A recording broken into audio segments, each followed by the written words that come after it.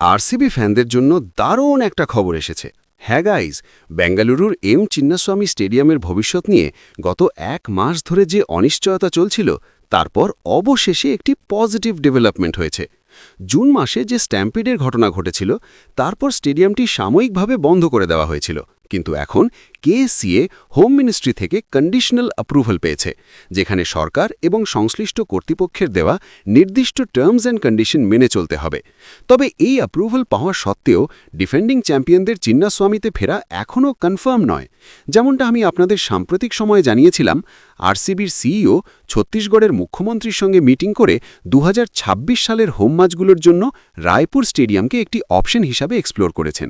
এছাড়াও পুনের MCA stadium এবং নবী মুম্বাইয়ের ডিওয়াই পাটিল স্টেডিয়ামও অপশনের মধ্যে রয়েছে, যেখানে আরসিবি আগেও সফলভাবে WPL ম্যাচ হোস্ট করেছে। এবার আমি আসছি স্টেডিয়ামের খবরে। ভেঙ্কটেশ প্রসাদের নেতৃত্বে কাজ করা কেএসসিএ স্টেডিয়ামকে আবার অপারেশনাল করার জন্য একটি ডিটেইলড কমপ্লায়েন্স রোডম্যাপ তৈরি করেছে এবং তা এক্সপার্ট রিভিউ কমিটির সামনে প্রেজেন্ট করেছে।